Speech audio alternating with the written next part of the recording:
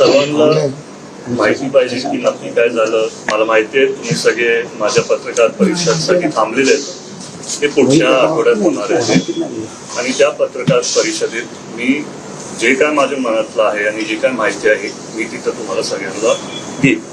परंतु दादा तुम्हालाही वाटतं का अजित पवार यांचा मृत्यू जो आहे तो केवळ अपघात नाही तर घातपात आहे? मी तुम्हाला सांगितलं ना पुढच्या आठवड्यात मी पत्रकार परिषद घेईल तेव्हा तुम्हाला सगळी माहिती मिळेल. कुटुंबाचं नेमकं काय म्हणणं आहे? तुम्ही काही गोष्टी जाणून घेतल्या का? कुटुंबाची परिस्थिती काय? आईची तब्येत बरी नाही आहे. त्यांच्या पिंकी मालींच्या आईंशी आम्ही आता बोललो. एक मुलगी यातून मुलाचं आणि आई वडिलांचं नातं एवढं जवळचं असतं की मला पण माहिती मी पण एक मुलगा आहे. हे दुःख काय एवढं सहज मनातनं जाणार नाहीये. आणि आता आम्हीच सगळे एक कुटुंब म्हणून एकमेकांची काळजी घेणार. त्याच्यामुळे मी त्यांच्याशी बोललो. ते आज इथं घरी आलेत पण त्यांची तब्येत अजून व्यवस्थित नाहीये. त्याच्यामुळे उद्या मी एका डॉक्टरांशी बोललोय. त्यांना उद्या ज्युपिटरमध्ये शिफ्ट करतील आणि तिथं तशी त्यांची तपास होईल आणि त्यांची काळजी घेतली जाईल. अजित पवार सातत्यानं वेगवेगळ्या त्यांच्या भेटीगाठी पाहायला मिळतात. अजित पवारांच्या अपघाताच्या संदर्भात चर्चा घडवून येण्याच्या संदर्भात या सगळ्या भेटीगाठी होतात. विधान भवनाचं कामकाज सुरू आहे. तिसरा आठवडा आलेला आहे तरी अजित पवार यांच्या मृत्यूच्या संदर्भात चर्चा जी आहे बघा त्याच्याबद्दल मी तर काय बोलू नाही शकत. सगळ्यांचा अधिकार असतो रोहित दादा. जे त्यांच्या मनात आहे त्यांची जशी माहिती काढतात ते काढतायत आणि सगळेच महाराष्ट्रातले कार्यकर्ते असतील दादांचे प्रेमी लोक असतील सगळ्यांनाच माहिती पाहिजे की काय झालंय. त्यातल्या त्यात मला माहिती आहे जर दादा असले असते तर त्यांनी सगळ्याच तपास यंत्रणांवरती विश्वास ठेवला असता जसं की आधीच्या काळात त्यांनी ठेवलाय. आणि आता पुढे जेव्हा नवीन अहवाल येईल त्याच्यातनं आपल्याला जी माहिती मिळेल त्याच्यातनं बघू काय आपल्याला माहिती मिळते. पण विकेसिंगने जबाबात सांगितलंय की खरं तर सुमित कपूर जो पायलट आहे त्याचा सगळा खरं तर चुकी आहे म्हणून त्यांनी त्याची चुकी असल्याचं सांगितलंय सगळ्या जबाबात. मला वाटतंय की ढकलताय ही गोष्ट.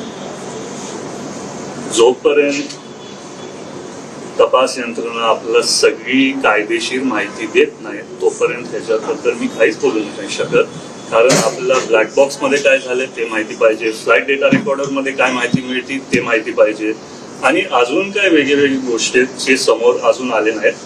जेव्हा ते समोर येतील आपल्या सगळ्यांना ते तिथं कळेल.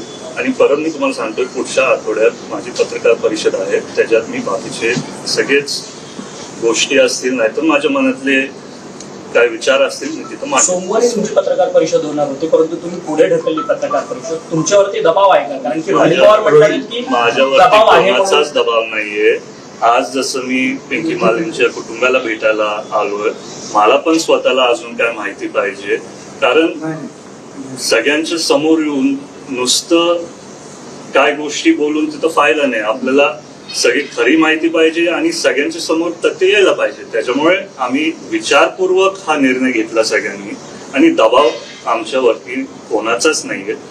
आम्ही दादांचे विचारांचे आणि आम्हाला वाटलं जर दादा असले असते आणि जर त्यांना काय थोडी माहिती मिळाली असती तर त्यांनी पत्रकार परिषद घेतलीच नसती.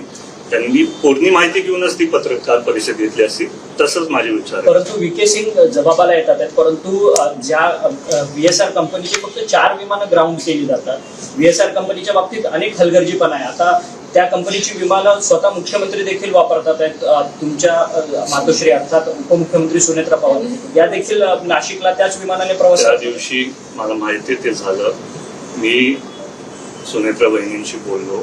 ते बोलले की माझा दौरा ऑफिसमधनं तयार झाला आणि त्यात त्यांना कळालं की त्यांना CM साहेबांबरोबर प्रवास करायचा. त्याच्यामुळे त्यांनी तिथं तपास तसा केला नाही. हे माझ्या जेव्हा कानावरती आलं मी स्वतःच आपल्या बहिणींच्या ऑफिसमधल्या सगळ्याच अधिकाऱ्यांशी बोललो की ह्याच्या पुढे जरी पुढचे काय विमानांचे प्रवास असतील ते VSRच्या कंपनी कधीच होऊ शक्य नाही आणि ते होणार नाही. परंतु एवढी दिरंगाई का केली जाते? तपास CBI कडे द्यावा म्हणून स्लो चाललाय का असं वाटतंय आपल्याला की तपास स्लो चालला आहे? कारण CID कडे तपास आहे. तुम्ही CBIची मागणी केली आहे त्याचाही अजून पाठपुरावा होत नाहीये.